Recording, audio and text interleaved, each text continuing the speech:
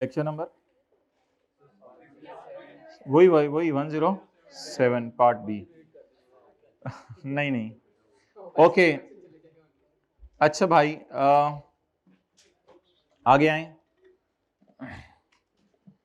सवाल कौन सा क्वेश्चन किया अभी? क्वेश्चन 33 32 हो गया था। 30 रियासत भाई क्लास में है?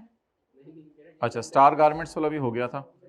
29 भी हो गया था, 28 भी हो गया था, 27 भी हो गया, 26 भी हो गया, 5 भी हो गया, 4 भी हो गया, 23 भी हो गया। अच्छा जी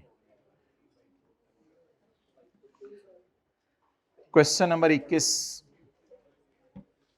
लिस्ट द सिचुएशंस, वो सिचुएशंस बताएं under which an original assessment can be amended or further amended or an amended can be further amended। भाई दोनों के लिए सिचुएशंस तो एक ही हैं, वही जो सेक्शन 122 का 5 और 5A। 122 का 5 क्या है? कोई इनकम किसी हेड में मिस क्लासिफाई हो गई या इनकम ज्यादा हो गई, सॉरी इनकम जो है कम स्टेट की, या टैक्स का जो है वो कम दिया, या अंडर असेस हुआ, या इनकम मिस, और prejudicial to interest of revenue. Also state the time period within which original or previously amended can be further amended। तो बताएं ये कौन सी अमेंडमेंट पूछ रहे हैं? सेक्शन 122 के 2 वाली भी पूछ रहे हैं और 4 वाली भी, यानी पहली दफा 5 साल वाली भी पूछ रहे हैं और 5 और 1 साल का जो लेटर है वो वाली भी पूछ रहा है। अच्छा जी ये मैंने आपको क्लास में करवाया है और मैंने कहा था बड़ा इंपॉर्टेंट सवाल है। क्वेश्चन 19 एक तो किसने रिटर्न जमा करवानी है, ये सवाल है पहला। दूसरा सवाल है किस बंदे ने 12 महीने से कम की रिटर्न जमा करवानी। एक सवाल बड़ा इंपॉर्टेंट है, आप बताएं अगर वो बंदा 12 महीने से कम की रिटर्न कहने के बावजूद भी जमा ना कराए तो क्या होगा? Best judgment. तो ये मैंने आपको कहा था बहुत इंपॉर्टेंट सवाल है, ये अक्सर जो है वो आता होता है और ये आपको बड़े डंके की चोट के ऊपर जो है वो आना चाहिए। Okay question 16 determine the date by which appeal can be filed with commissioner appeal. Commissioner appeal को कितने दिनों में अपील कर सकते हैं, किसी को याद हो? 30 दिनों में। कमिश्नर अपील पहला फोरम है ना अपील का, उसे कितने दिनों में? 30 दिन। कब से? जब आपको डिमांड नोटिस आए उसके 30 दिनों में।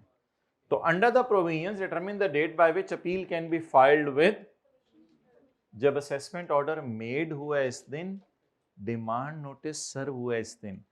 मेड होने के या सर्व होने के हमसे आगे, तो फिर 30 दिन कब से गिने जाएंगे? तो ये सेक्शन 127 खोल के देख लीजिएगा, उसमें आपको मिल जाएगा। चलें खोलें दरवाजा।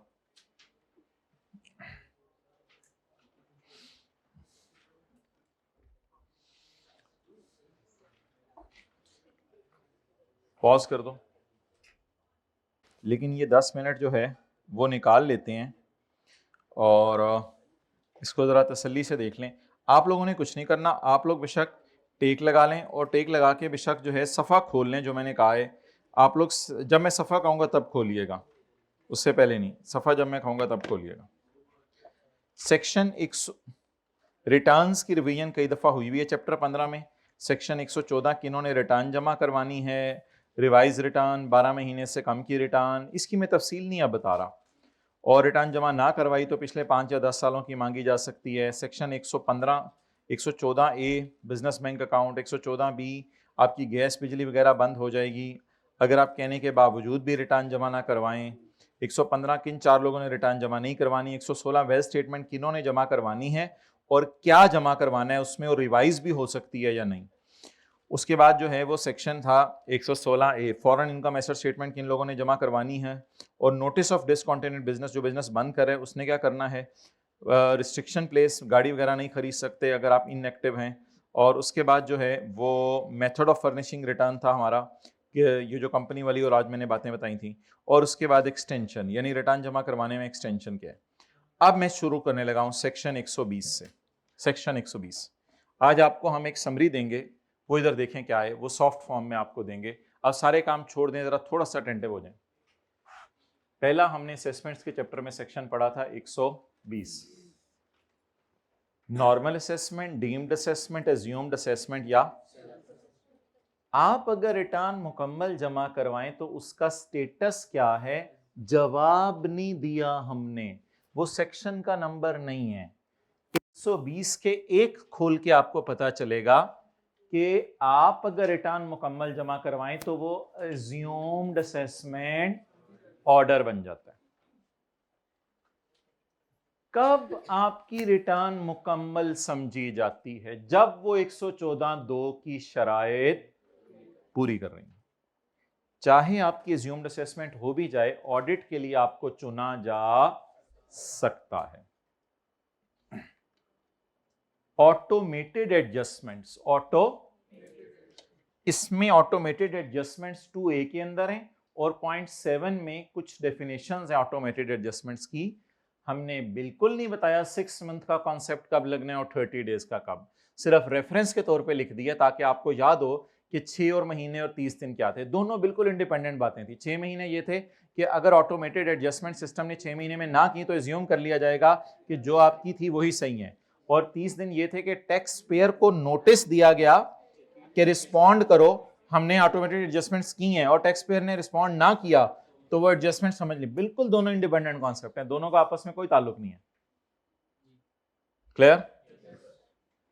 इसके बाद एक कॉन्सेप्ट था इकट्ठा सारा का सारा, वो कॉन्सेप्ट ये था कि आपको इशू किया जाएगा नोटिस कमिश्नर की तरफ से कि आपने रिटर्न तो जमा करवाई है लेकिन नामुकम्मल। एक नोटिस और भी होता है जो कमिश्नर इशू करता है, वो ये इशू करता है आपने रिटर्न ही जमा नहीं करवाई, फिर आपको 5 या 10 सालों की रिटर्न जमा करवानी पड़ती है। ये कुछ और है। ये क्या है कि आपने, भाई प्लीज अटेंशन दें, ये है कि आपने रिटर्न जमा करवाई लेकिन उसमें कोई कमी थी। मतलब ये कि इन समरीज को आपने खोलना है और खोल के आपने पढ़ना है और पढ़ के देखना है कि इसका जवाब मेरे जहन में आ रहा है या नहीं आ रहा। ये क्वेश्चंस हैं, ये क्वेश्चंस हैं, ये आंसर्स नहीं है। तो issuance of notice by commissioner if return is incomplete, तो इसके 180 दिन के आगे हमने 180 दिन पे आपको पेपर में 0 नंबर मिलेंगे।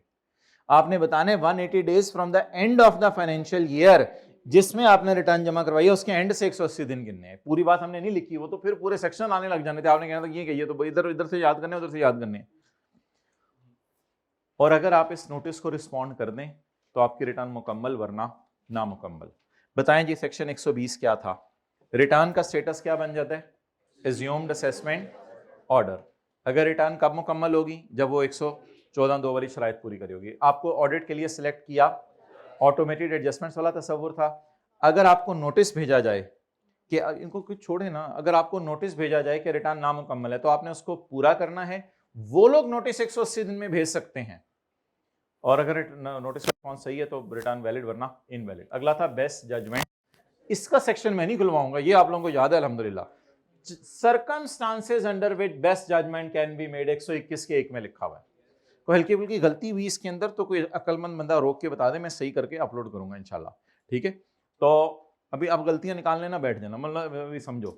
तो 5 लोगों की बेस्ट जजमेंट हो सकती है जिसको नोटिस दिया गया रिटर्न का फिर भी जमा ना करवाया, 12 महीने के रिटर्न, 12 महीने से कम वाली रिटर्न जमा करवानी थी फिर भी ना जमा करवाया, नॉन रेजिडेंट शिप ओनर है, डिसकंटिन्यूड बिजनेस की जमा करवा रहा, ऑडिट शुरू हो गया रिकॉर्ड दिखाने से। लेकिन ये 6 साल के अंदर हो सकती है। इसकी 2 साल वाली बात आपको नहीं पढ़ाई हुई, वो शायद आज पढ़ाऊंगा। ये 6 साल के अंदर हो सकती है, लेकिन 6 साल एंड ऑफ ईयर से गिनने शुरू करने हैं, from the end of next financial year नहीं गिनने इसमें। इसके बाद वो मेक करना तो जरूरी नहीं होता, मेक करने के बाद मेड करने के बाद इशू भी करना, और सेक्टोरल बेंचमार्क रेशियोज। मतलब ये पढ़ के सारा आपके जहन में आना चाहिए कि सेक्शन क्या चल रहा है। सबसे क्रिटिकल और इंपॉर्टेंट सेक्शन हमारा सेक्शन 122। इसमें सेक्शन 122 का 4 भी है और 122 का 2 भी है। 122 के 2 में लिखा हुआ है फर्स्ट टाइम 5 साल के अंदर हो सकती है from the end of the financial year in which resumed order is issued, और लेटर ऑफ 1 ईयर और 5 ईयर 122 के 4 में लिखा हुआ है। ये हेडिंग आती है पेपर में, time limit for amending the assessment और फर्दर असेसमेंट। रिवाइज रिटर्न का स्टेटस, ये एक हटके बात है। रिवाइज रिटर्न का स्टेटस 122(3) में हमने पढ़ा था, बन जाता है अमेंडेड असेसमेंट ऑर्डर। भाई प्लीज अटेंड। ये सबसे ज्यादा सवाल आता है पेपर में, circumstances under which assessment can be amended और फर्दर अमेंडेड। वो ये तो काफी ज्यादा थे ना circumstances in which assessment order can be amended और further amended. Any income escaped assessment, total income and any amount and prejudicial to interest of revenue। Make करना जरूरी है या मेक करने के बाद इश्यू भी करनी है? इश्यू तो कभी सवाल आया ही नहीं, इसलिए अब मैं क्या वो आपको याद भी नहीं शायद आ रहा हूँ। मेक करने के बाद इश्यू करते थे हम। डेफिनेट इन्फॉर्मेशन की डेफिनेशन दी हुई है 122 के 8 में। और शो कॉज नोटिस आपने इशू करना होता है अमेंडमेंट के 1 साल के अंदर अंदर, लेकिन स्पेशल सर्कमस्टांसेस में 90 डन। सेल्स टैक्स में बड़ी अजीब सी बात थी, सेल्स टैक्स में अमेंडमेंट की डेट नहीं बताई थी, उसमें शो कॉज नोटिस बताया था 5 साल में। इधर अमेंडमेंट 5 साल में करनी है, लेकिन अमेंडमेंट से पहले इशू करने हैं। जब शो कॉज नोटिस इशू कर दिया तो उसके अंदर अंदर 1 साल में क्या करनी है? Amendment of. क्लियर? पहले मुझे बताएं अमेंडमेंट कब तक करनी है? बेटा 5 बजे तक घर आ जाना, अमेंडमेंट 5 बजे तक घर आ जाना। जब तुम मुझे खाला के घर नजर आए कैमरे में, कैमरे लगाए हुए हैं मैंने, जब तुम मुझे खाला के घर नजर आए कैमरे में उसके 15 मिनट में आ जाना। तो अगर खाला के घर आप 4 बजे पहुंच गए हैं तो 4:15 तक आपको घर आना पड़ेगा। तो मतलब 5 साल के अंदर अमेंडमेंट हो सकती है। अगर तीसरे साल शो कॉज नोटिस इशू हो गया तो चौथे साल तक अमेंडमेंट करनी है। डन। एक सवाल आज मैं करवाऊंगा, सवाल बड़ा अजीब आया था, कमिश्नर कब अमेंडमेंट नहीं कर सकता? यह सवाल आया था एक दफा ICAP में, कमिश्नर कब अमेंडमेंट नहीं कर सकता, कमिश्नर कब स्टॉप हो जाएगा अमेंडमेंट करने से? Commissioner is barred from making amendment of assessment. Excellent, ये दोनों बातें लिख के आनी थी। एक तो ये बताना था कमिश्नर 5 साल के बाद नहीं कर सकता, और एक ये बताना था कि अगर शो कॉज नोटिस इशू कर दिया है तो उसके 1 साल बाद अगर अमेंडमेंट कर रहे हैं तो भी नहीं कर सकता। बल्कि ये भी साथ लिखा था कि अगर शो कॉज नोटिस इशू नहीं किया तो अमेंडमेंट हो ही नहीं सकती। सीधा सवाल आता है हमेशा, कितने अरसे में अमेंडमेंट कर सकते हैं? एक दफा सवाल आया था कि बताएं अमेंडमेंट कब नहीं कर सकते, तो वही बात हो गई ना, अगर 5 में कर सकते हैं तो 5 के बाद नहीं कर सकते। ये हमारा सेक्शन था। कुछ समझ आ जाएगी इन सफ़ों की थोड़ी सी? अच्छा याद हो गया। ये मेन है असेसमेंट्स के चैप्टर में सेक्शन। 120 मेन है, 121 मेन है और 100 मतलब आए अगलों में से भी पेपर हैं, लेकिन वो फौरन पकड़े जाते हैं। इनमें बातें थोड़ी सी ज्यादा, इसलिए उनको समराइज कर दिया आपके लिए। अगला सेक्शन हमने पढ़ा था 122 से, ये तो बिल्कुल भूला होगा, आसान सा है, मैं किताब खोले बगैर याद करा देता हूँ। आमतौर पे कमिश्नर का छोटा आपके घर बेस्ट जजमेंट या अमेंडेड, सुई वहीं डालें 121 और 22 पे। आमतौर पे कमिश्नर का छोटा आपके घर बेस्ट जजमेंट या अमेंडेड असेसमेंट ऑर्डर भेजते हैं आमतौर पे। जब कभी छोटे ने बेस्ट जजमेंट या अमेंडेड असेसमेंट ऑर्डर भेज दिया आपके घर और कमिश्नर को लग रहा है कि उसने सही नहीं भेजा, तो कमिश्नर रिकॉर्ड मंगवाएगा, रिकॉर्ड मंगा के छोटे का ऑर्डर रिवाइज करेगा, नहीं रिवाइज करेगा, और आपको नुकसान, revision can not be made अगर आपने अपील कर दी है या अपील करने का टाइम बाकी है। और अगर छोटे को का काम दोबारा करो तो उसने 120 दिन में काम रिवीजन बाय, ये सिर्फ 2 सर्कमस्टांसेस में है। अगर आपने कमिश्नर को कहा मेरी इनकम माफ है, मुझे सर्टिफिकेट बना दो, वो कहते हैं मैं नहीं बना के देता सर्टिफिकेट। मेरी इनकम पे लोअर रेट लग रहा है, मुझे सर्टिफिकेट बना दो, वो कहते हैं मैं नहीं बना के देता। तो आप किसके पास चले जाएं? चीफ कमिश्नर के पास चले जाएं। Agreed assessment in certain cases मैं नहीं बता रहा, क्योंकि वो बड़ी डिटेल से स्लाइड्स के जरिए डिस्कस हो गई थी सेक्शन 122 डी में, तो उसको दोबारा डिस्कस करने की जरूरत नहीं। वो बात याद करा देता हूँ, हमारा मुकमुका हो गया था। आपने शो कॉज नोटिस का रिप्लाई तो करना है कमिश्नर को, लेकिन आपने EDRC से अलग है, ये एक छोटी सी कमेटी है, ये ओवरसाइट कमेटी है, ये EDRC नहीं है, इनमें देख लीजिएगा। EDRC अलग है, वो एक प्रॉपर कमेटी है। तो कमिश्नर से मुकमुका करा दें 2-3 बंदों को बिठा के, और वो जो डब्बा आता था, अगर आप मान गए उसका फैसला तो टैक्स दें, आपकी अमेंडमेंट होगी, टैक्स दें, आपकी अमेंडमेंट होगी और सारा। असल में ना यहाँ आप किसी अपील में फंसे नहीं हुए थे। EDRC पता है कब लगता है? जब आप कोर्ट जा थक, EDRC कल परसों पढ़ा ना इसलिए याद है, EDRC जब आप कोर्ट जा थक जाएं तो आप थक के एडीआरसी के पास जाते थे, लेकिन इधर तो कोर्ट में केस गया ही नहीं, इधर तो अमेंडमेंट भी नहीं हुई थी, इधर तो आपको शो कॉज नोटिस आया था कि वजह बताओ तुम्हारे क्यों ना अमेंडमेंट ऑफ असेसमेंट करें, और आपने कहा था अमेंडमेंट बाद में करना, पहले मेरी बात सुन लो। ओवरसाइट कमेटी बनवाई थी। हो ये तो आसान है, कच्ची असेसमेंट आपको याद होगा, गवर्नमेंट ने आपका एसेट कब्जे में ले लिया, कच्ची असेसमेंट होगी। गवर्नमेंट ने आपका कोई बाहर के मुल्क में एसेट डिस्कवर कर लिया, कच्ची असेसमेंट होगी। कमिश्नर शेल फाइनलाइज इट, और जल्दी जल्दी उसको फाइनलाइज कर लेंगे। What is concealed asset and what is concealment of income, दो डेफिनेशंस भी थी। Okay, assessment in relation to disputed property, ये एक सेक्शन था, शायद आपको याद हो। असेसमेंट इन रिलेशन टू, अगर आपकी प्रॉपर्टी का डिस्प्यूट चल रहा है कि ये प्रॉपर्टी किसकी है, तो जब कोर्ट का फैसला उसके 1 साल के अंदर अंदर, इसमें जनरल टाइम लिमिट्स नहीं लगती, फिर मतलब जनरल टाइम लिमिट्स तो सेक्शन 122 में बताई नहीं, तो 1 साल के अंदर अंदर हमने कोशिश की है, जहां जहां टाइम पीरियड्स हैं वहां वहां लिखे हैं। एविडेंस ऑफ असेसमेंट, असेसमेंट को फाड़ के नहीं फेंकना, असेसमेंट को फाड़ के नहीं फेंकना, कमिश्नर ने बनाई हुई है। अगर कॉमन अंडरस्टैंडिंग के मुताबिक आपको समझ आ रहा है कि आपके साथ हुआ क्या है। सो सेक्शन 120 क्या था, असेसमेंट। सेक्शन 121 क्या था, बेस्ट जजमेंट असेसमेंट। और किन लोगों की होती है, किस टाइम में होती है। सेक्शन 122 क्या था, अमेंडमेंट ऑफ असेसमेंट। और उसके बाद प्रोविजनल असेसमेंट थी, डिस्प्यूटेड प्रॉपर्टी की असेसमेंट थी। 2 रिवीजन्स हैं, एक है रिवीजन बाय कमिश्नर और एक है रिवीजन बाय चीफ कमिश्नर। तो ये मोटा मोटा असेसमेंट का चैप्टर है। और एक और है असेसमेंट ओवरसाइट कमेटी बनवाना।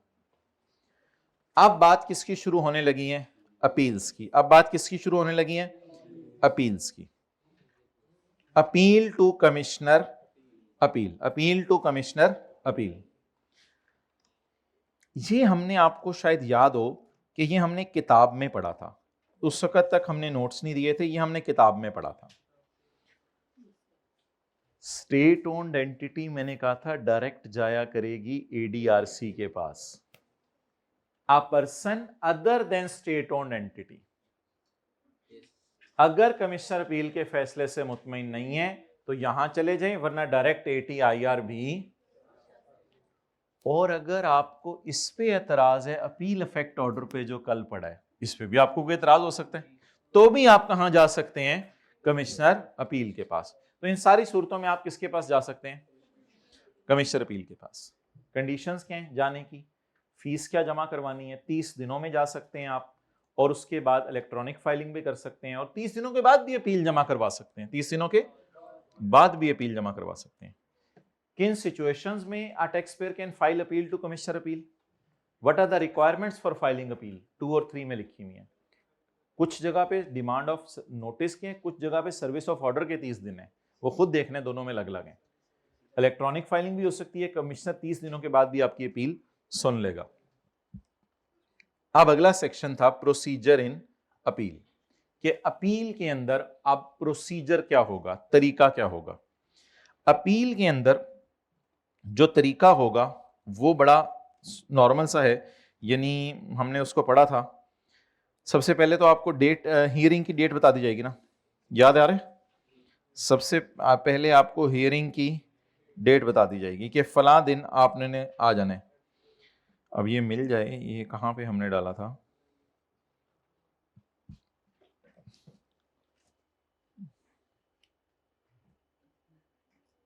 ये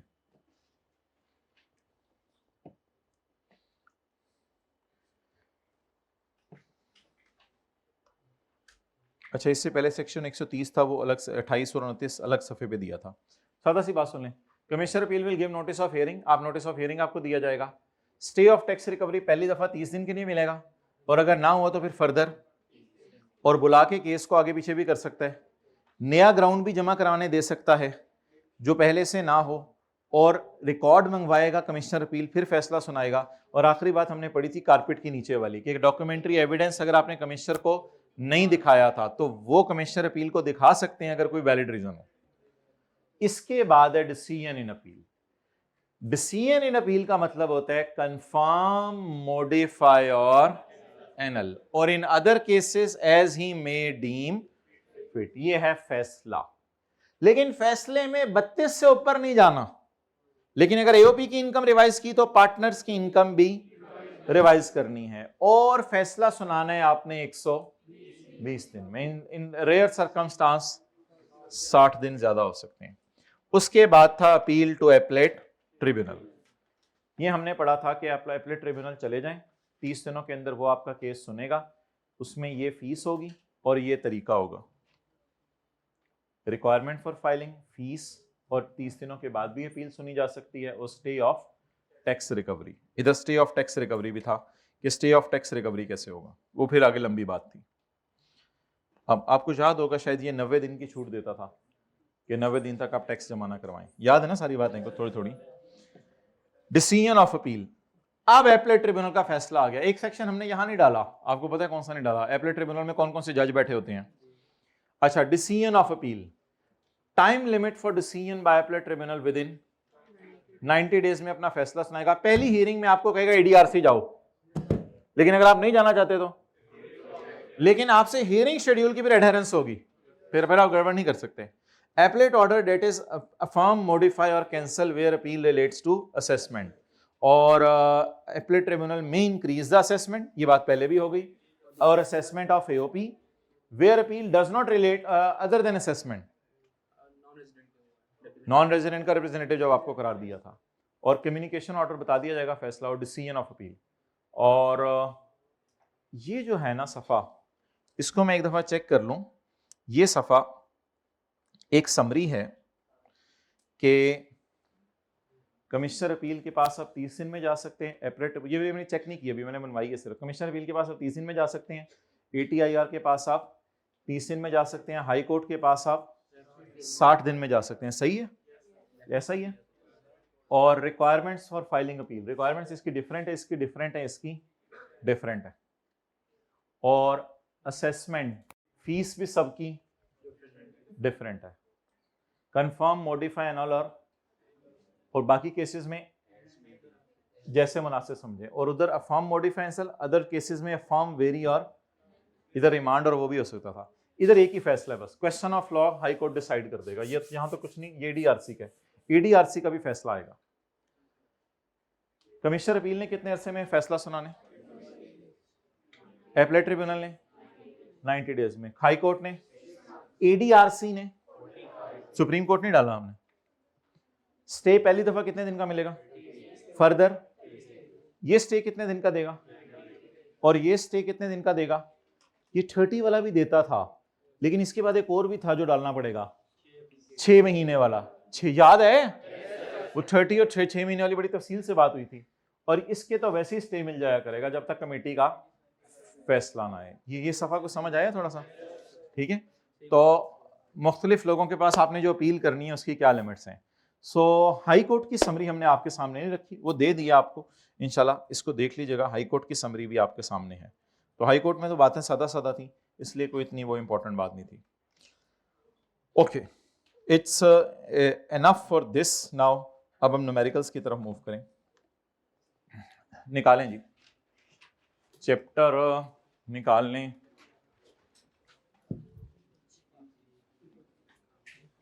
सेवनटीन, मुंह ना बनाएं, मुंह ना बनाएं please. Smile and let's move next. ये कोई समरी का फायदा हो गया जरा।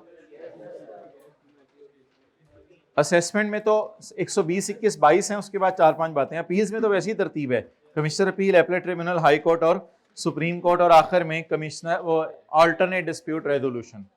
लेकिन 2 सेक्शन कल भी पढ़े थे, आपको मैंने कहा था रिवाइज कराऊंगा, अब आप लोग खुद ही टाइम नहीं दे रहे। चलो नमाज के बाद रिवाइज कर लेंगे, मतलब तो खुले, कोई मसला नहीं। कल क्यों आना है? कल भी आना है। अच्छा, चलो बच्चे, फिर वो तो करो ना, न्यूमेरिकल तो करो। चैप्टर 17 में आए, न्यूमेरिकल भी करते हैं, 1-2 थ्योरी के सवाल भी हैं इसमें। अच्छा जी, पेज नंबर 457। भाई ये सवाल तो आपको करा दिया हुआ है। Question number 9, question number 8, question number 8, जागते रहना भाइयो, 3:30 रहना मासूम। टेके लगाएं।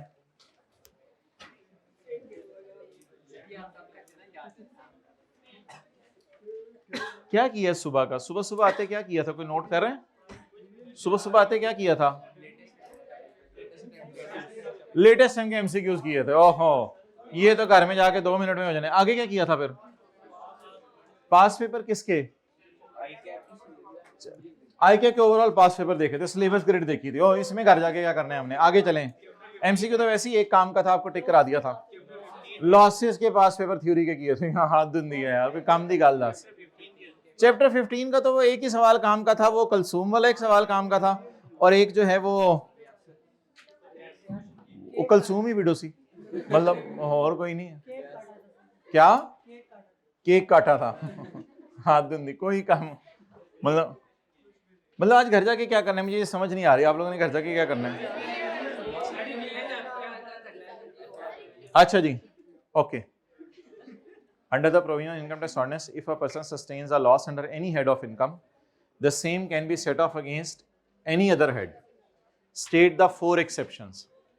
हाथ खड़े करके बताएं। कहते हैं एक हेड का लॉस दूसरे हेड में से माइनस हो सकता है, इसकी कोई 4 एक्सेप्शंस बता दो। कहते हैं सिर्फ 4, ज्यादा नहीं।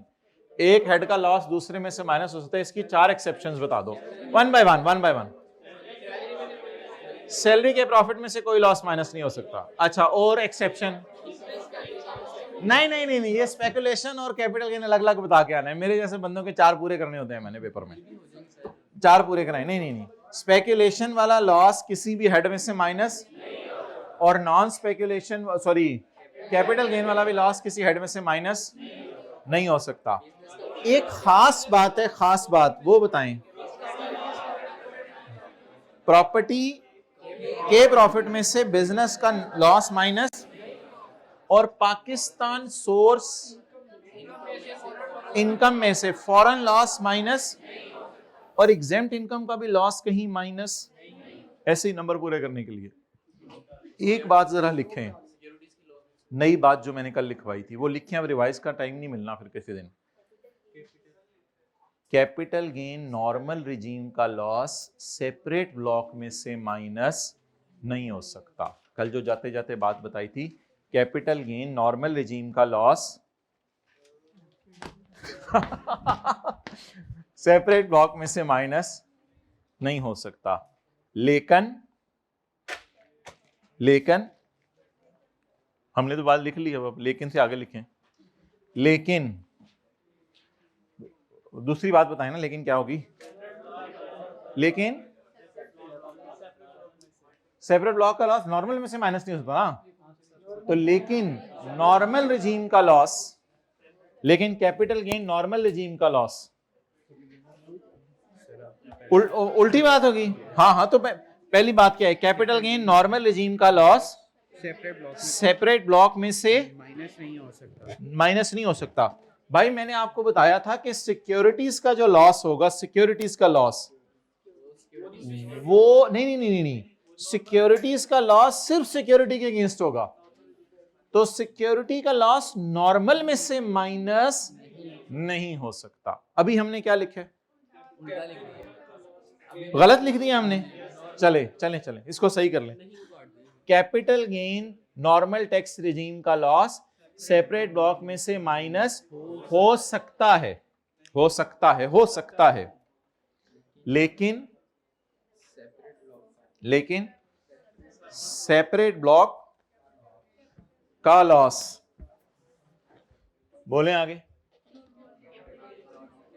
नॉर्मल रिजीम कैपिटल गेन में से माइनस नहीं हो सकता।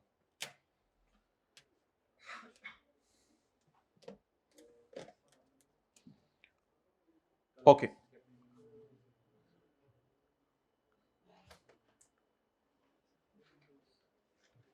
Masoom is the sole owner of a business that is engaged in the trading of furniture.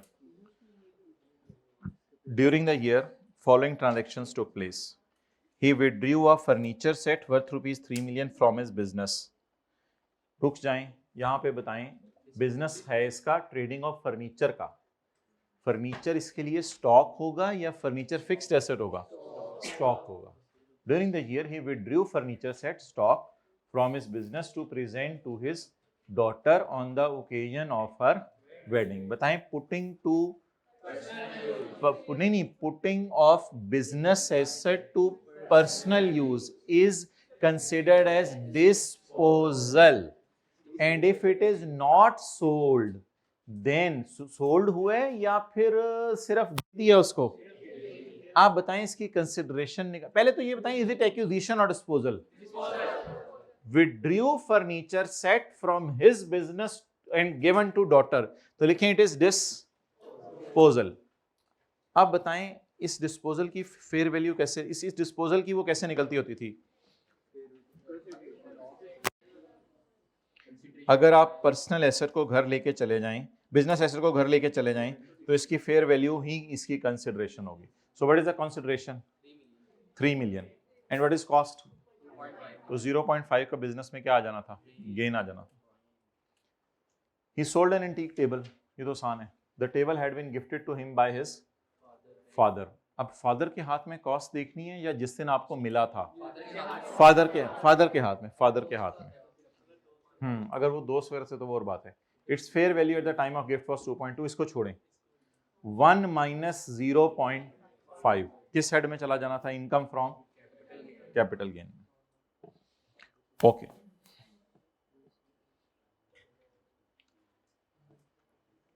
ये आपका होमवर्क है, पेज 455 क्वेश्चन 6। लेकिन इसके आगे लिखा होगा वो जो 2-3 एडजस्टमेंट्स थी ना फॉरेन इनकम की, वो रिवाइज कर लीजिएगा चैप्टर नंबर 13 में। तो चैप्टर 13 में से ये सवाल है, तो ये आपका होमवर्क है। एक दो और भी सवाल हम होमवर्क में डालेंगे।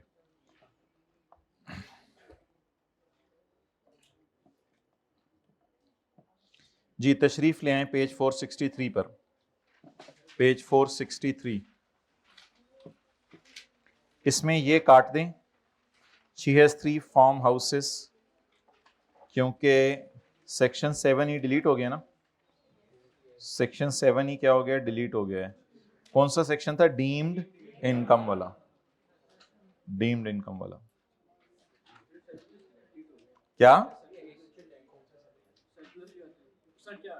नहीं भाई, सिर्फ ये डिलीट हुआ है, बाकी जो इस दफा बजट में चेंजेस आई हैं वो कोई आपके लिए एप्लीकेबल नहीं है। ये बजट से पहले एक चेंज आई थी, बस और कुछ नहीं है। अपनी तरफ से नहीं रिस्क लेना कोई। चलें, न्यूमेरिकल छोटा सा जरा जल्दी से करें। ये एग्रीकल्चर का डेटा है? नहीं, फार्म हाउसेज है ना, फार्म हाउसेज जो खाली पड़े होते थे वो उधर थे सेक्शन 7E में। Shabana resigned on 31 January 22 after completion of 463, हाँ 3.5 साल की सर्विस। During the year she received the following emolument, salary of 6,10,000 per month. नहीं मिलेगा सवाल, क्योंकि ये पेज नंबर 462 से आ गया है। During tax year 2022 she received the following emoluments from ML, salary of 6,10,000 per month. On 15 February 22 she received the following payments from ML as final settlement. लिखें, बड़े न्यूमेरिकल में एज्यूम कर लीजिएगा कि गोल्डन हैंडशेक का एवरेज रेट फिजिबल है, वरना numerical दो तरह सॉल्व करना पड़ेगा। बड़े न्यूमेरिकल में एज्यूम कर लीजिएगा कि गोल्डन हैंडशेक का, बोलें, गोल्डन हैंडशेक का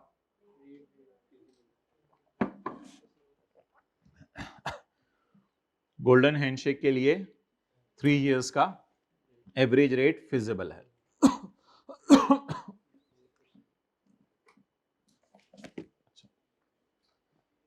अच्छा, इस पे क्या होगा? During the year she contributed 5 lakh to an approved pension fund. Tax credit मिलेगा। शी कंट्रीब्यूटेड इतने under voluntary pension system rules लिखें। सेक्शन 61 तो चैरिटी वाला है, सेक्शन 63। अच्छा जी, एक चीज सुनिएगा गौर से। एक होता है आप पेंशन फंड के अंदर पैसे जमा करवाएं वॉलंटरीली, इसका टैक्स माफ होता है। एक होता है एम्प्लॉयर ने आपके लिए पेंशन रखी हुई है। अगर एम्प्लॉयर ने आपके लिए पेंशन रखी हुई है तो वो तो सवाल में इग्नोर होती है, क्योंकि वो रिटायरमेंट के टाइम पे आपको मिलेगी। तो ये एम्प्लॉयर आपके लिए पेंशन रख रहे हैं या आप खुद अपने लिए वॉलंटरी पेंशन सिस्टम रूल में जमा करवा रहे हैं?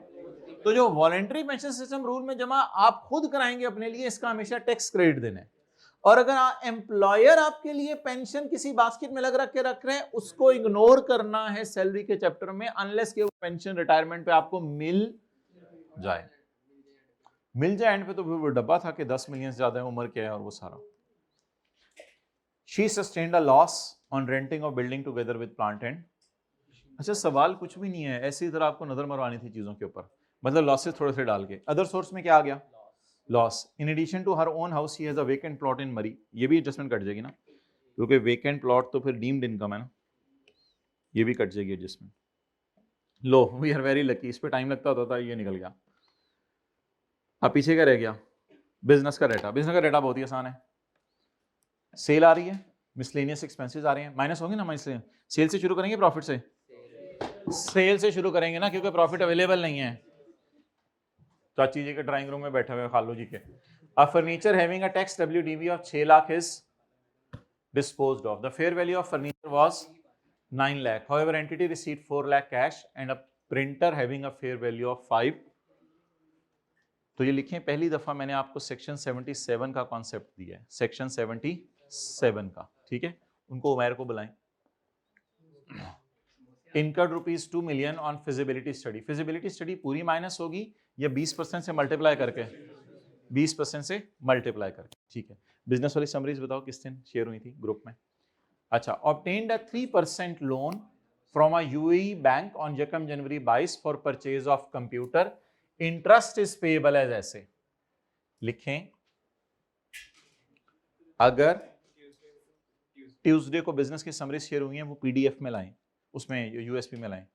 ट्यूसडे को जो बिजनेस की समरीज शेयर हुई हैं, पॉज करें। हाँ, टिकट्स हुई थी, ठीक है, वो तो मुझे पता है, कोई जेन्युइन रीजन ही होती है, मुझे भी करने का हक है ना। Obtained a 3% loan of AED 0.4 million. मतलब कि क्लास में किसी बात पे आप मैं गुस्सा करूंगा तो ये तो नहीं कि आपको एक साल बाद मिलूंगा तो मैं कहूंगा अभी तक मैंने बिजनेस की समरीज लाओ, ट्यूसडे को जो शेयर हुई थी यूएसबी के अंदर line. Obtained a 3% in transit, in process, under manufacturing। अच्छा, लिखें, फॉरेन लोन से अगर एसेट खरीदा है तो करेंसी रीपेमेंट पर, फॉरेन लोन से जो एसेट खरीदा है, फॉरेन लोन से जो एसेट खरीदा है तो लोन की रीपेमेंट पर एक्सचेंज गेन लॉस एसेट की कॉस्ट में एडजस्ट होता है। गोल कर दिया करो बात, दोबारा बिल्कुल। चलें जी, दोबारा आगे चलें। आप फॉरेन करेंसी से, फॉरेन करेंसी लोन से जो एसेट खरीदा है तो लोन की रीपेमेंट पर, लोन की रीपेमेंट पर जो एक्सचेंज गेन लॉस आता है वो एसेट की कॉस्ट में एडजस्ट होता है, एसेट की कॉस्ट में एडजस्ट होता है। कभी ऐड भी होता है और कभी लेस भी होता है, ठीक है। आर्टिकल्स के अंदर जूनियर जाते हैं सीनियर के पास, ये मुझे बता दें क्या करना है। सीनियर को बात समझ नहीं आ रही होती कहीं तो कहते हैं इसको एडजस्ट कर दो। अब ये जाके सोच रहा होता है ऐड करना है या लेस। अच्छा जी, इंस्टॉल्ड द कंप्यूटर बता देना होता है, मुझे नहीं आता। आप लोग मेरे जिम्मे मेरे पास आके पूछो तो मैं भी ये बता दूँ, ये चीज़ तो मुझे नहीं पता। लेकिन इसमें कोई ऐसी बात नहीं होती। जो सहाबा के बहुत बड़े बड़े सहाबा के बारे में ये है कि लोग आते थे और सहाबा कहते थे हमें नहीं पता, यानी किसी और सहाबी से मशवरा करके। आज तो इधर हर कोई मुफ्ती बना हुआ है, किसी से पूछो मैं तो आता हूँ यही इस्लाम कह रहा होगा इस बारे में। तो हमने अल्लाह का शुक्र है, हमने चैट जीपीटी तो वैसे ही जालिम है। चैट जीपीटी तो आप वो, बल्कि ये 12-13 साल के जो बच्चे पढ़े होते हैं किसी अच्छे मदरसे के अंदर, वही चैट जीपीटी को फारिग कर देते हैं 2 मिनट में। उसको तो बेसिक चीज़ें नहीं आती दीन की, वो 2-4 चीज़ें करेगा तो वो पता नहीं वो फारग हो जाएगा, पता नहीं चैट जीपीटी और क्या अजीब जहालत। Install the computer at a cost of 10 million. वो तो अकाउंटिंग एंट्रीज की तो हम आंखों उसने डेबिट क्रेडिट टैली नहीं किया होता, कहते हो तुमने डेबिट क्रेडिट, कहते हो oh I forgot. Install the computer at a cost of 10। जालिम लोग मसले पूछ रहे होते हैं चैट जीपीटी से। On 14 March 2022 10% of computer is used for personal purpose. Exchange rates हैं। बोनस शेयर्स का मिलना कहाँ जाएगा? Income from other source, final tax regime. Income from other source, final tax. एक नोट डाला हुआ है, ये मैं देखूंगा करवाना है या नहीं करवाना। So let's start. चलें जी, income from salary, working number 1, income from salary. बताएं जी, पहला सफा झाड़ लें, बस वो बातें अब बातें ही रह जानी है। बेसिक सैलरी, अब ये जो भी झाड़ना हुआ पेपर में जाके झाड़ना, मतलब झाड़ते ही ना रहना। 6,10,000 जरा 12 करेंगे और फिर 7 वाला कौन ही मारेगा पेपर में कि नहीं 7 करना था। 6,10,000 जरा 7 वाले का सेंटर ही यूरोप में है, 4270। हाथ पकड़े, 7 वाले का सेंटर पूछें। नहीं आया, कोई मैरिज वाली होगा और क्या होना है।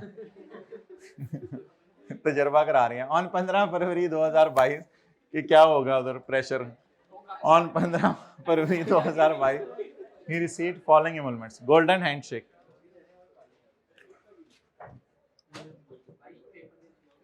भाई ये माना कि गोल्डन हैंडशेक को सेपरेट ब्लॉक लेना है, लेकिन इधर डाल दें फिर माइनस कर देंगे टोटल में से। गोल्डन हैंडशेक को माना कि सेपरेट ब्लॉक मैंने क्या ले लें, लेकिन इधर डाल दें फिर एंड पे माइनस कर देंगे। गोल्डन हैंडशेक टर्मिनेशन बेनिफिट्स वगैरह पिछले 3 साल का एवरेज रेट लगता होता है। जी बोलें। 2200। खामोश।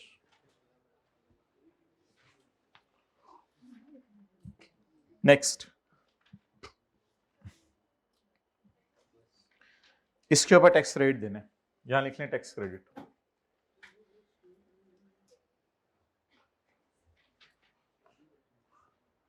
टोटल्स कर दें 6470। इनकम फ्रॉम, मैं पढ़ा रहा हूं तो अच्छा सॉरी मेरी जान निकली में गया।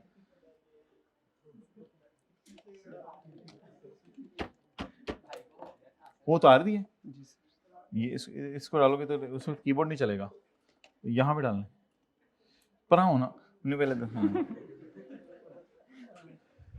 अच्छा जी, income from other source, loss on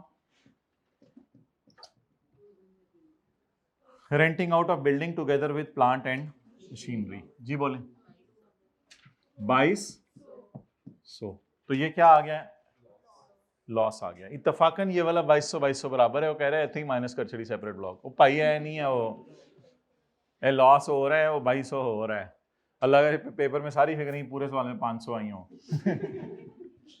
लब्बो केड़ी वाली फिगर 500 है। अच्छा भाई साडा सवाल चल रहा है पर हाँ वो कीबोर्ड भी उतार चढ़े है। चलो आगे देखें, अगली एडजस्टमेंट क्या है, इनकम फ्रॉम बिजनेस। चलें जी, सेल,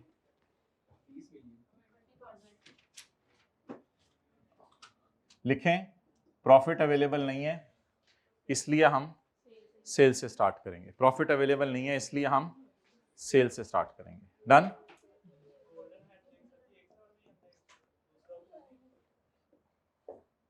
जी अभी फेस पे आता है तो पता चल जाएगा। सेल पे बोले रुपीज इन, नहीं असली सवाल की जगह सॉल्व कर रहे हैं। Rupees in 1000 cell. सेल को गुस्से से ना देखें, सेल में कुछ नहीं है, कुछ हुआ तो मैं बताऊंगा। लेस एक्सपेंसेस जी 23,000। बिजनेस में पहले ही लॉस का प्रोग्राम चल रहा है। अच्छा जी आगे चलें, लिख लिया आप लोगों ने, प्रॉफिट अवेलेबल नहीं है इसलिए सेल से चल रहे हैं। दिल तो नहीं चाह रहा था लेकिन सेल से चल रहे हैं। ओके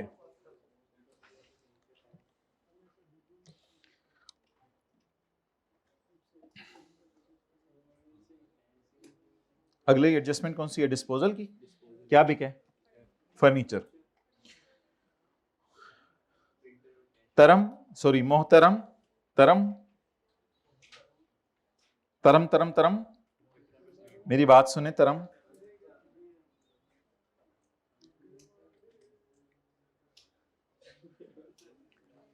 सेक्शन 77 को मैं आज 2 जगह से दिखाने लगा हूं। बाल सेट करने से एडजस्टमेंट समझ नहीं आती, कहानियां ही हो रहा है। सेक्शन 77 अगर इंश्योरेंस क्लेम आया हो तो फिर तो जो पैसे उसमें आए हैं वो फेयर वैल्यू इग्नोर करनी है, फेयर वैल्यू। लेकिन आम हालात में जब पैसे आए या जो चीज की फेयर वैल्यू हो, दोनों में से जो, ये कॉन्सेप्ट मैंने आपको नहीं पढ़ाया हुआ, चीज के बदले चीज आ रही है, ये आज पढ़ाने लगा हूं। चीज के बदले क्या आ रही है? चीज आ रही है। मैंने एक जनरल रूल पढ़ाया हुआ है कि चीज बेची पैसे आए, या जो चीज के बदले चीज पढ़ाया हुआ है मैंने, वो सेल्स टैक्स में पढ़ाया हुआ है। उधर जाने वाली चीज की फेयर वैल्यू लेनी है सेल्स टैक्स में।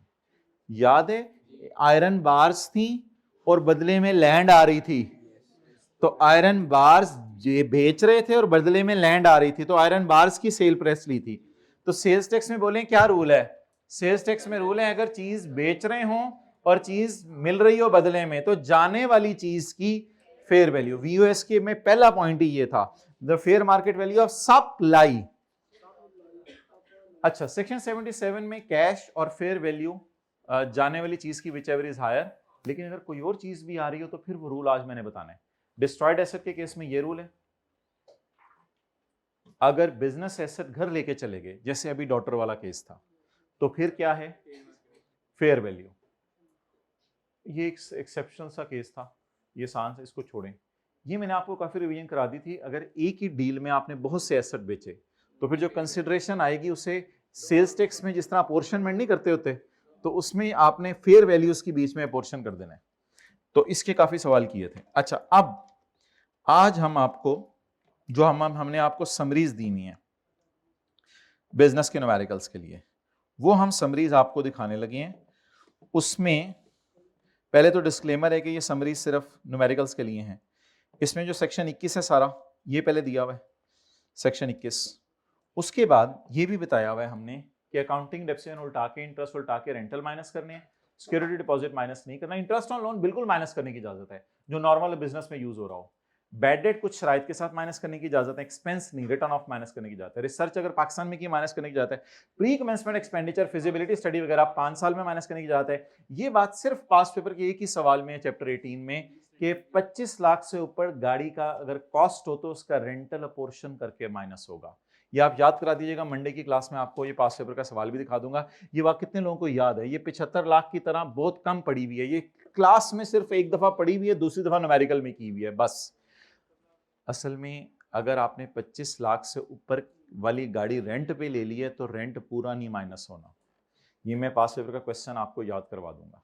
कौन सा है? स्टॉक वैल्यूएशन के बारे में रूल है, वो जो एमसीक्यू आया था अभी लेटेस्ट में।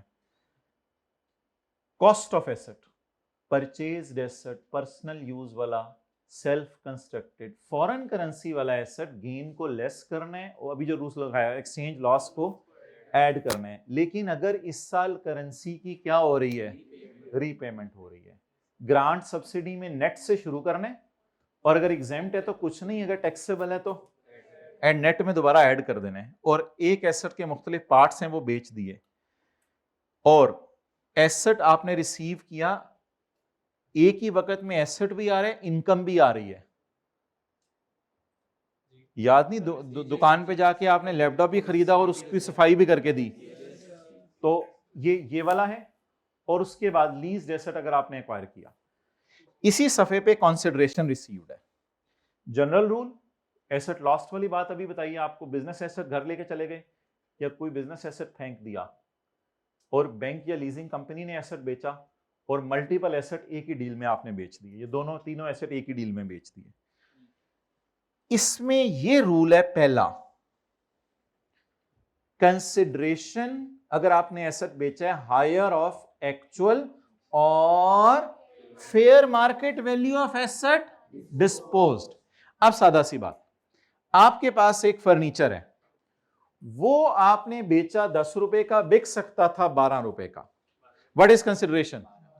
12। What is consideration? 12। लेकिन अगर वो आप बेच भी रहे हैं, कुछ आ भी रहे, तो जाने वाली चीज की फेयर वैल्यू, सेल्स टैक्स में सिर्फ ये लेना होता है, सेल्स टैक्स में इसे कंपेयर नहीं करना होता। सेल्स टैक्स में open market price of supply made, इधर कुछ और है। जाने वाली चीज की फेयर वैल्यू और जो पैसे आए also add fair value of consideration in kind. इन दोनों में से क्या लेना है? हायर। अब सादा सी बात, मैं ये कुर्सियों की दुकान पे गए कॉलेज वाले और ये एसी दे के कुर्सियां ले आए। अब कुर्सी वाले की काउंटिंग करें, हम तो वैसे हमारे लिए ये वो कुर्सी वाले की मिसाल के तौर पे काउंटिंग करें, कुर्सी वाले के पास से जा क्या रहे? कुर्सियां। बदले में शायद थोड़े से पैसे आ रहे हों और साथ, बहरहाल सारी बातें छोड़ें, आज का सवाल करें।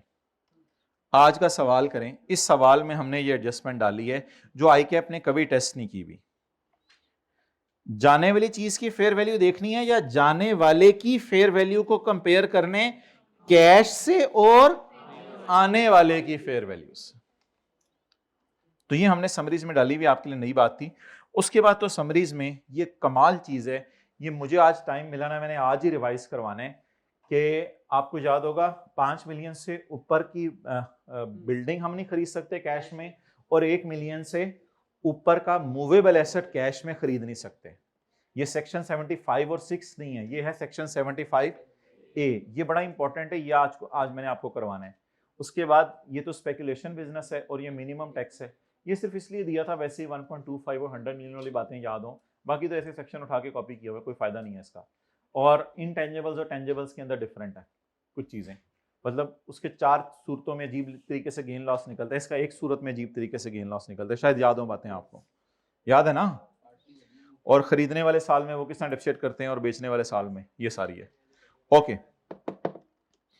अब अगर आपने ये समरी यूज करनी है तो आप बिजनेस का चैप्टर पहले पढ़ लीजिएगा, उसके बाद समरी को यूज कीजिएगा फिर टाइम। और अगर समरी वैसे देखेंगे तो समरी आपको नहीं महसूस होगी, आप कहेंगे ये चीजें कहां से आ गई हैं, तो बिजनेस का चैप्टर पढ़ने के बाद करेंगे तो फिर मसला नहीं होगा। अच्छा, हमारा सवाल कौन सा चल रहा है, जल्दी बताएं। Chapter number 17। चलें जी, रिलैक्स हो जाएं। मुझे पहले जाने वाली चीज बताएं क्या है। A furniture having a tax WDV of 6 lakh. Working number 4, tax वालों का गेन लॉस। इधर 3-4 लाइनें छोड़ दें। फर्नीचर में बेच रहा हूं तो टैक्स WDV बताएं इसकी 6। बाकी ऊपर मैं आपको बताता हूं क्या करना है। अब जी यहां लिखें सेक्शन 77 का 1 और लिखें साथ रेफर समरी ऑल्सो। ये रूल पहली दफा हम पढ़ने लगे। The fair value of the furniture was at the time of disposal was 9 lakh. ये क्या है? Fair value of furniture at the time of disposal was 9 lakh. ये क्या चीज है? ये क्या चीज है? Fair value of asset disposed. और इसको कंपेयर करने इन दोनों को जमा करके। जाने वाली चीज की फेयर वैल्यू क्या है बताएं? जाने वाली चीज की फेयर वैल्यू क्या है? 9 लाख। और बदले में क्या आ रहा है? कैश भी आ रहा है और प्रिंटर भी आ रहा है। आप जरा जल्दी से बताएं करना क्या है। असूल बताएं। जाने वाली चीज की फेयर वैल्यू पकड़नी है और कंपेयर करने जो बदले में आ रहा है। लेकिन सेल्स टैक्स में 4 लाख और 520 को इग्नोर करने और 9 लाख को पकड़ना सिर्फ। यहां लिख लें ताकि याद रहे। Consider higher of a fair value of sold asset, fair value of या cash and fair value of acquired asset. What is the fair value of sold asset? 900. What is cash? What is fair value of acquired? 5. What is this? What is higher? चलिए ये formula note करें, वो जो भी आ गया। Fair value of sold asset, बताएं जाने वाली चीज कितने की है? 900 की। इससे कंपेयर किससे करना है? कैश। और आने वाली चीज की फेयर वैल्यू। डन जी, बताएं गेन 320।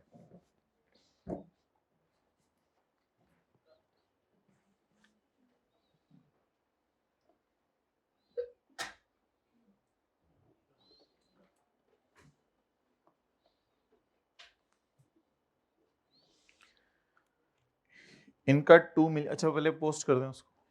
टोटल कितना आ गया? टोटल कितना आ गया? ऐड नहीं, इसमें कोई काउंटिंग वालों का गेन लॉस तो उल्टाना नहीं, बस टैक्स वालों का गेन लॉस ऐड टैक्स वालों का गेन 320।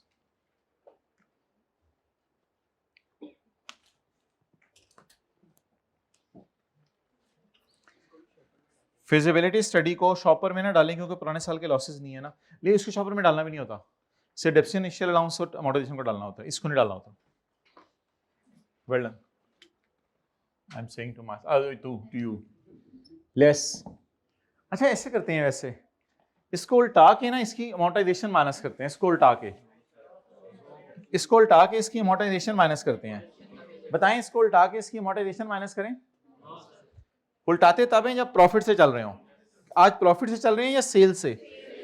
सेल से। तो बस इसका 20% माइनस कर दें। लेस टैक्स वालों की अमोर्टाई कॉस्ट जरा 400।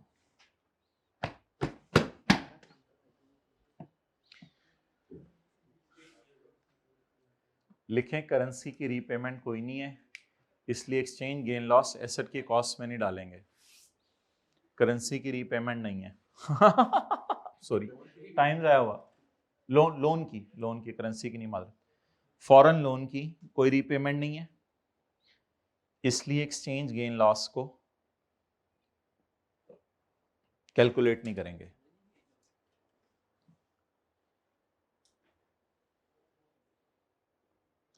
अच्छा बात सुन ले क्या थी भाई, रूल सुन लो।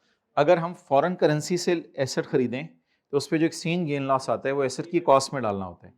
अब लोन कितना लिया है? पॉइंट, और वापस कितना किया इस साल? तो यही तो बता रहा हूं कि लिखें एक्सचेंज गेन, बोले बोले बोले क्या बता रहा हूं मैं?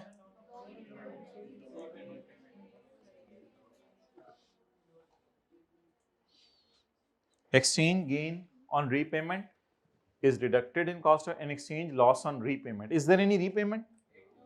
So there is no repayment. तो लिखें लोन की कोई रीपेमेंट नहीं है, इसलिए एक्सचेंज गेन लॉस कैलकुलेट ना करें, कैलकुलेट करने की जरूरत नहीं। ओके लेकिन बेहतरीन सवाल लिखें, पास पेपर का क्वेश्चन नंबर कौन सा था? 50 था, वो था जिसमें 2 दफा लॉस गेन आया था और उसे एसेट की कॉस्ट में डाला था, कि वो भी यहाँ पे लिख लें उसका पास पेपर का नंबर। कतर के अंदर लिया था शायद, कुवैत में लिया था। पास पेपर क्वेश्चन नंबर 50 है या 51 है या 52 है, पास पेपर क्वेश्चन 52, उसके अंदर हमने एक्सचेंज गेन लॉस आया था, पास पेपर क्वेश्चन 52। अच्छा जी, इंटरेस्ट की पेमेंट तो खर्चा है ना, इंटरेस्ट की पेमेंट तो खर्चा है ना भाई, इंटरेस्ट की पेमेंट तो खर्चा है ना, ये तो मैंने आपको अभी बताया है समरीज में। Interest on loan is allowed as deduction if the loan is used in. Sir ऐसे ना करें, केड़ी समरीज और कौन सी समरीज? हमने अभी तक समरीज देखी नहीं, और वैसे भी जो वहां से दिखाया करें जहां से चीज हमने देखी हो। ये कहाँ की बातें कर रहे हैं आप, समरीज और ये और वो डाउनलोड ही पड़ी हुई है, इंशाल्लाह पड़ी रहेंगी इंशाल्लाह। थोड़े दिनों में मेरा प्रोग्राम है रिवीजन का, निकल आए टाइम तो मैं रिवीजन करूंगा, तो फिर समरीज भी देख लेंगे। आप केड़ी चक्करों में पड़े हुए हैं, समरीज लगे हुए हैं। ठीक है भाई, पेज 186 फिर आपको दिखा देता हूँ। पेज 186 पे हमने पढ़ाया था कि गाड़ी का रेंटल 25 लाख अगर उसकी कॉस्ट हो तो उससे ज्यादा गाड़ी का रेंटल माइनस नहीं हो सकता। और इसी पेज पे हमने पढ़ाया था any interest on loan paid by person if loan is used in it is allowed as deduction. तो बिल्कुल हमने पेज 186 के पॉइंट बी में पढ़ा हुआ है, पेज 1 पॉइंट ए में। पेज नंबर 186 में सेक्शन नंबर 28 के 1 का ए हमें कहते हैं कि इंटरेस्ट ऑन लोन माइनस करने की इजाजत है।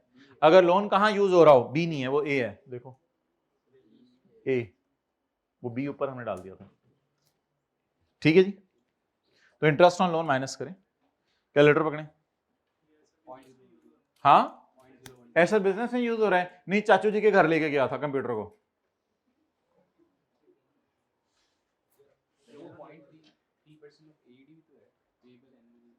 जी जी, वो सारा मैं लोन का इंटरेस्ट निकलवाता हूँ ना, लोन का इंटरेस्ट से भी निकलवाने लगा हूँ। क्या समझ नहीं आई, बोलो। नहीं, मुझे सादा सी बात बताएं, मुझे बताएं, मैंने एसेट पाकिस्तान में से लोन लेके लिया या फॉरेन करेंसी से लोन लेके लिया? तो मैंने कहा था करेंसी की रीपेमेंट को एसेट की कॉस्ट में डालें, वो कॉन्सेप्ट यहां लगेगा नहीं। मुझे बताएं, ये जो मैंने लोन लिया हुआ, इस पे मुझे क्या पे करना पड़ेगा? इंटरेस्ट। ये इंटरेस्ट में बिजनेस के खर्चे में डालूं ना डालूं, बस ये बता दें। और अगर प्रॉपर्टी भी किराए पे दी होती तो प्रॉपर्टी में से भी इंटरेस्ट माइनस करते। ये कह रहा हूं, इंटरेस्ट माइनस करना है। लोन का प्रिंसिपल पकड़ें 0.4, लोन का प्रिंसिपल पकड़ें 0.4 AED, 0.4 AED। इसको मल्टीप्लाई जब मैं करूंगा 3% से, तो बताएं क्या निकलेगा? 0.4 इंटू 3%। ओहो, जवाब नहीं पूछ रहा मैं।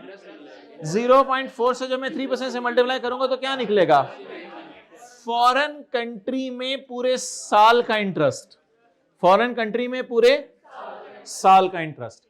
इसको जब मैं मल्टीप्लाई करूंगा 6/12 से, क्योंकि मेरा ईयर एंड 30 जून है, जब मैं 6/12 से मल्टीप्लाई करूंगा तो क्या निकलेगा? फॉरेन करेंसी में 6 महीने का इंटरेस्ट। फिर जब उसको मैं मल्टीप्लाई करूंगा एक्सचेंज रेट से, प्लीज जरा ध्यान रखिएगा, एक्सचेंज रेट लोन लेने वाले दिन का ना लगाइएगा, क्योंकि इंटरेस्ट का ताल्लुक वक्त के साथ होता है। अगर एसेट की कॉस्ट मैंने मालूम करनी होती तो मैं रेट 50 का यूज करता। अगर एसेट की कॉस्ट मालूम करनी होती रेट 50 का यूज करता, और करूंगा अभी, क्योंकि एसेट की कॉस्ट है। मैं अभी एसेट की कॉस्ट मालूम नहीं कर रहा, मैं अभी इंटरेस्ट निकाल रहा हूं लोन के ऊपर। मुझे बस ये बताएं, मैंने फॉरेन कंट्री में, अच्छा मुझे ये बताएं कि फॉरेन कंट्री में लोन लिया कितना है? 0.4 मिलियन AED। इसको जब मल्टीप्लाई करूंगा 3% से तो क्या आएगा? पूरे साल का फॉरेन करेंसी में इंटरेस्ट। इसको जब मल्टीप्लाई करूंगा 6/12 से तो 6 महीने का इंटरेस्ट आ जाएगा। इसको जब मल्टीप्लाई करूंगा इससे, वही तो फिगर मुझे चाहिए होगी। चलें, इंटरेस्ट ऑन लोन माइनस करें,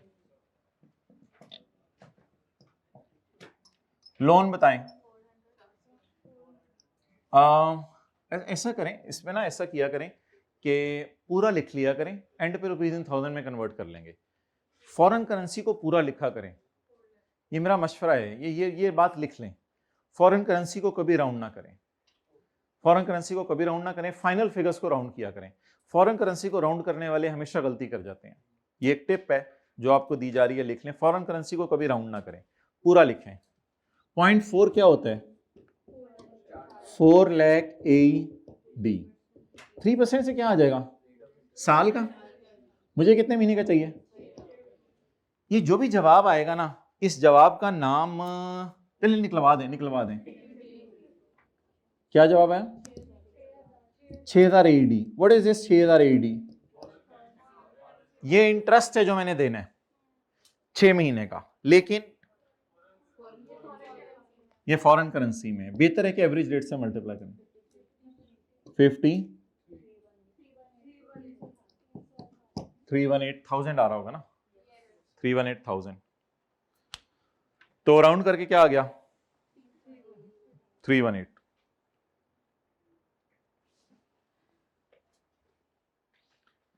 अब एसेट की कॉस्ट निकाल लेते हैं। एसेट की कॉस्ट साइड पे निकाल लें, वर्किंग नंबर 5। कंप्यूटर पे ना इनिशियल अलाउंस भी देना होता है, और नए प्लांट पे देना होता है, और अगर सेकेंड हैंड प्लांट बाहर के मुल्क से मंगवाया उस पर भी देना होता है। कितनी चीज़ों पे इनिशियल अलाउंस देना होता है? समरीज में देखें कितनी चीज़ों पे इनिशियल अलाउंस देना होता है। Purchase of new and second hand plant from imported in Pakistan और कंप्यूटर। और किन पे, ये तो मैंने क्लास में नहीं करवाई थी, मैंने तो ये करवाई थी। इनिशियल अलाउंस किन पे नहीं देना होता, furniture, second hand vehicle, building. अच्छा जी बताएं आप भाई, कॉस्ट बताएं, कॉस्ट। या एक लगानी है आप लोगों को 10 मिलियन इंस्टॉल्ड। अच्छा ठीक है, installed computer at cost of 10 million. मतलब ये कि लोन के अलावा खुद भी पैसे डालने पड़े होंगे। पता वो जो पिछला सवाल था उसमें लोन के अलावा खुद पैसे नहीं डालने पड़े थे। मैं क्यों नहीं कर रहा 0.4 ज़रब 50, करें जरा 0.4 ज़रब 50, 0.4 ज़रब 50 करें। अल्लाह ने कैलकुलेटर दिए हुए हैं। 20 क्या, 20 मिलियन एडी। क्या 20 मिलियन एडी जो है, हाँ ये कंप्यूटर 20 मिलियन पाक रुपीज होगा। तो क्या 0.4 इंटू 50 करके निकालूं, या उसने कंप्यूटर की कॉस्ट खुद ही दे दी है? बस कंप्यूटर की कॉस्ट यूज करें।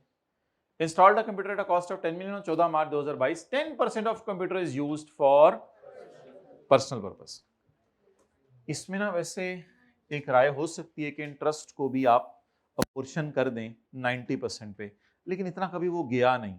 कर सकते हैं, छोड़ें ये छोटी मोटी बातें छोड़ें। डेप्सियन को जरूर करेंगे, हम डेप्सियन को जरूर करेंगे। कंप्यूटर की कॉस्ट 10,000 कर लें। अच्छा कंप्यूटर पे ना इनिशियल अलाउंस भी माइनस करना होता है, और टैक्स वाला डेप्सियन। बिल्डिंग के लिए 10, कंप्यूटर के लिए 30, डबल टू 5। ये बुक वैल्यू किस साल की होगी? अगले साल की। अब आगे 2 कॉलम डालें, आगे 2 कॉलम डालें। 90% और 10%। और अगर कभी ये बिक जाए तो फिर WDV में डिडक्शंस नॉट अलाउड को, लेकिन ये तो बिका ही नहीं। वो बात याद आ गई? अगर ये बिक जाए कभी तो WDV में डिडक्शंस नॉट अलाउड को ऐड बैक करना होगा। याद है ये? इनिशियल अलाउंस, असल में ये मैंने एडजस्टमेंट इसलिए डाली थी कि आप बता दो, इनिशियल अलाउंस पोर्शन नहीं होता, इनिशियल अलाउंस पोर्शन नहीं होता। सिर्फ असल में इनिशियल अलाउंस के सेक्शन में देख लें, पोर्शन का लफ्ज कहीं लिखा ही नहीं हुआ, इसलिए लोग कहते हैं इनिशियल अलाउंस पोर्शन नहीं करना, सिर्फ डेप्सियन पोर्शन करें। 90% 20, बट 10% निकालने की जरूरत नहीं। अगर वो डिस्पोजल होता ना तो फिर वो निकालने पड़ते। 10% फिलहाल निकालने की जरूरत नहीं आज।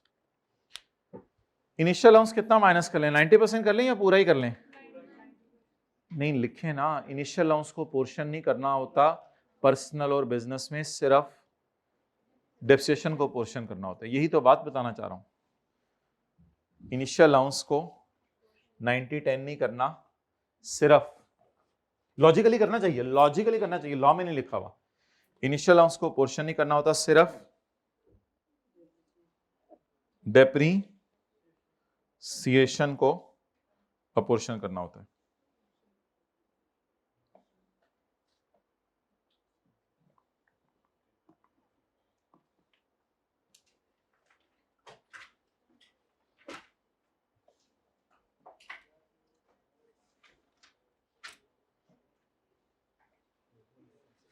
Okay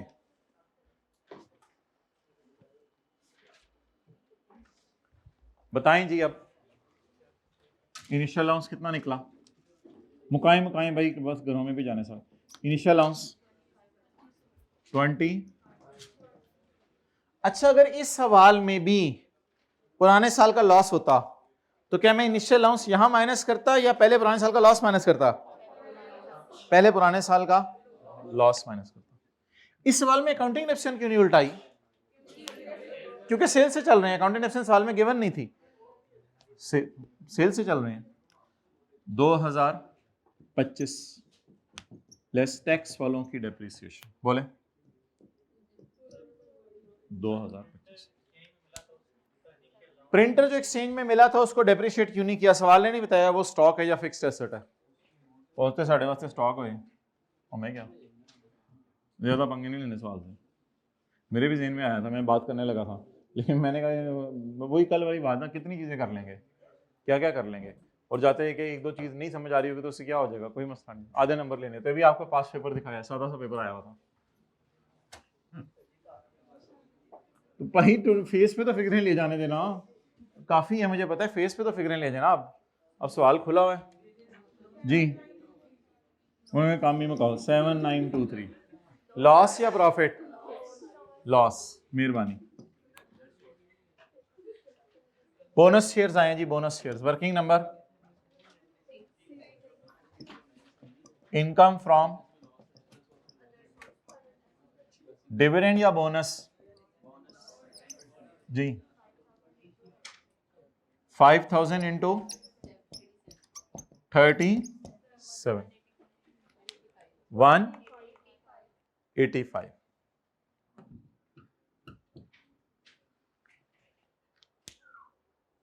It's this।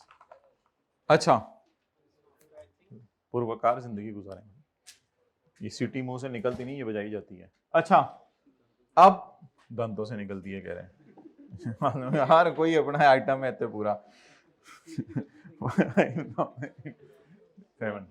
ओके, छोड़ दें जी। सैलरी बुरी सवारी लो, वो पूरे सिलेबस से एंड जो जी गल्लां ही निकलनियां ने मुंह चों। वो प्रॉफिट है, उसका नाम सवारी रख दिया कोई बेकाबू हुए बच्चे। बुरी, बस इसमें से कोई प्रॉफिट माइनस, तो इसलिए लॉस माइनस नहीं हो सकता, तो इसलिए इसको सैलरी को बाहर डाल। आप जरा अटेंटिव रहिएगा।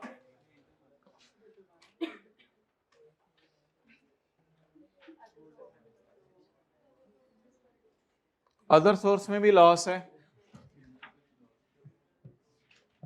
अच्छी सवारी,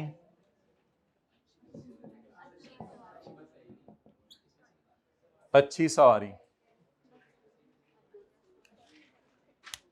आप बताएं जी क्या करें इनका,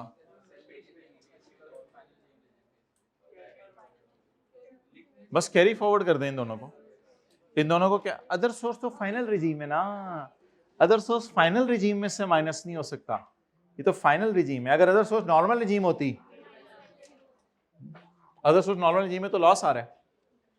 अच्छा, for the sake of discussion मैं एक बात करता हूं, अगर आप बहुत अच्छा कॉन्सेप्ट लेना चाह रहे हैं ना तो सवाल में एक लाइन डाल लें। अगर आप बहुत अच्छा कॉन्सेप्ट लेना चाह रहे हैं तो सवाल में एक लाइन डालें, 0.7 इनकम फ्रॉम कैपिटल गेन डालें नॉर्मल रिजीम की, वो आप डाल लें तकरीबन 9000, 9 मिलियन डालें। मैंने सवाल अमेंड करा दिया है, खुदा के लिए ये ग्रुप में मैसेज करके अगर खुल भी जाए ग्रुप कभी गलती से, ये ना कहिएगा ये 9 मिलियन कहां से आया। हमने सवाल में डाला है capital gain normal regime 9 million, capital gain normal regime 9 million. आप बता दें दोबारा, वर्किंग डालें, working number 7, income from 9 million. अब बन गया अच्छा सवाल। आप बताएं क्या लिखूं इस 9 मिलियन के साथ, अच्छी, बस आप बताएं क्या करें। अब अच्छी अच्छी बसों में अच्छी अच्छी सवारियां, where there is a loss under the head non speculation and loss under another head, the loss under the other head shall be set off first, because 6 साल तक, तो बेहतर क्या है किसका लॉस माइनस करें। सर अच्छी बात से हैं, अच्छी सवारियां हैं, आप क्यों नहीं सबको टी टी टी टी कर रहे, क्यों नहीं सबको टी टी टी टी कर रहे। पहले कोशिश करते हैं कौन सा लॉस माइनस करने की, उसके बाद अगर कुछ बच गया, गॉट इट। आप बोलें इनकम फ्रॉम 15, नो क्यों, 9000 लेस 20 देखें बचा है कुछ, इसको इस्तेमाल करें less, non speculation 7-9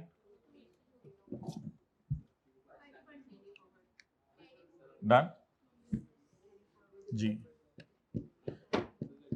carry forward separate block का मुझे टेक्स्ट निकालना है, बोनस और उसका इनकम कैपिटल गेन बिजनेस कितना,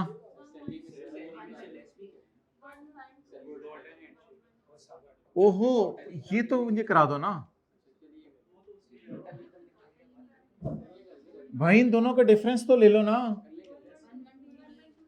1123, मतलब ये मैंने निकाला हुआ तो इधर 7 कर दें। अच्छा अब कौन सा हेड रह गया,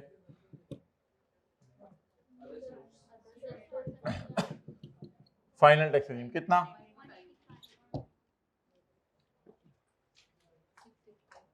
जी बोलें, 6655। अच्छा वो मैं कह रहा हूं सब कर देता हूं, कुछ बच्चों को जो स्पीड देने दी नॉर्मल चल रही है वो तो जरा मुझे एड्रेस कर लेने उनका इशू। भाई सारे इधर देखें, इस तरह सवाल आपने खोल लिया करने और फिर देखा करने कौन से प्रॉफिट्स आए हैं और कौन से फाइनल रिजीम और एग्जेम्प्ट इनकम को तो साइड पे कर दें इस डिस्कशन में। सैलरी के प्रॉफिट में से किसी और हेड का लॉस माइनस, कैपिटल गेन के प्रॉफिट में से अदर सोर्स का भी और बिजनेस का लॉस भी माइनस हो, लेकिन पहले किसको माइनस कर लें क्योंकि उसने कैरी फॉरवर्ड नहीं होना। अब बिजनेस का बाकी कैरी फॉरवर्ड कर लेते हैं। टोटल आ गया ये नॉर्मल रिजीम फाइनल रिजीम। एक इस नॉर्मल रिजीम में सेपरेट ब्लॉक भी पड़ा हुआ है 2200, इस पे पिछले 3 सालों का एवरेज रेट लगाना है। तो ये मैं कह रहा था कि थोड़ा सा टाइम आने पे गोल्डन हैंडशेक को माइनस कर दें, सेपरेट ब्लॉक, और किससे माइनस करें, एफटीआर बोनस, कौन सा 2200, ये वाला, और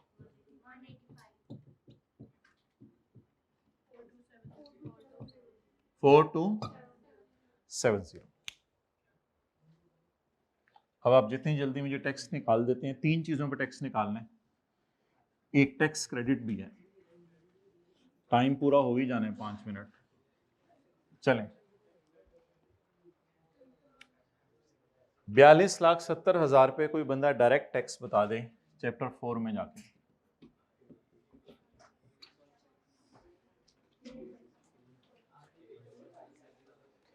और आप शौक से आगे कीजिएगा सवाल मेरे साथ। 4270,000 टेबल, भाई इसका 75% लगाएं, उससे कहीं ज्यादा है वो सैलरी, तो टेबल सैलरी वाला फाइनल जवाब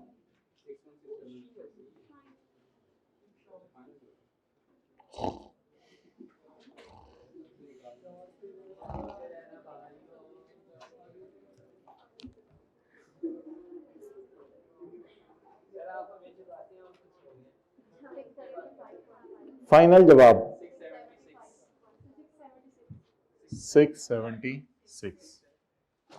हाथ खड़े करके बताएं सबसे पहले टैक्स क्रेडिट कौन सा माइनस होगा, फॉरेन, उसके बाद चैरिटी वगैरह वाला, और फिर ऐड होगा टैक्स ऑन सेपरेट ब्लॉक। तो पहले टैक्स क्रेडिट माइनस करें,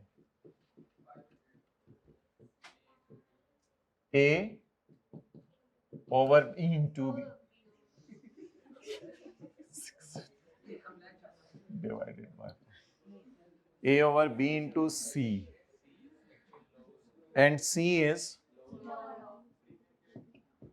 लोअर ऑफ, ये हमारे सवाल की एडजस्टमेंट है, ये हमारे सवाल की एडजस्टमेंट है 1।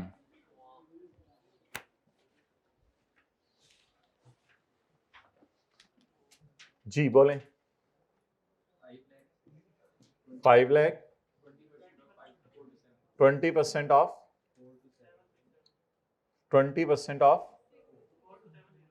4 to 854।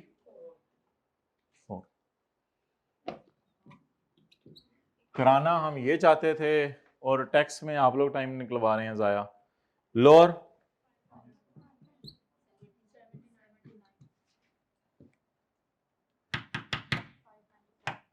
597। अब आप दो टैक्सेस ऐड कर दें इसमें, कौन से? फाइनल रिजीम और बोनस शेयर का टैक्स है 10% और सिक्योरिटीज हैं क्या है? Separate block. सेपरेट ब्लॉक का तो रेट पेपर में दिया होगा 4% है, सवाल में दिया हुआ है, देखें गोल्डन हैंडशेक का रेट सवाल में क्या दिया हुआ है? 4%। चलें जी, लेस एड बोलें गोल्डन हैंडशेक का 2200 इंटू बुलायूं मेरे को, और टैक्स ऑन बोनस शेयर्स। मुझे पता है छोटी छोटी थ्योरी की कुछ दो चार एक दो लाइनें एक चैप्टर से रहती हैं, मैं करवा दूंगा अगली जी। बोलें। अच्छा, बोनस शेयर्स का टैक्स ना 10% है जी।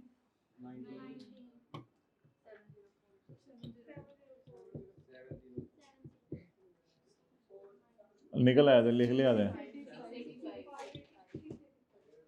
680 जाएं।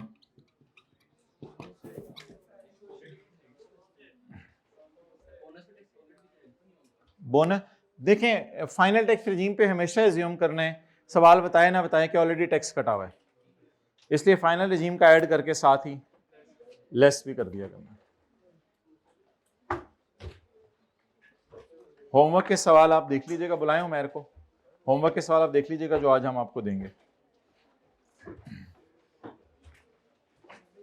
अल्लाह हाफिज, मिलते हैं मंडे को थोड़ी देर के लिए।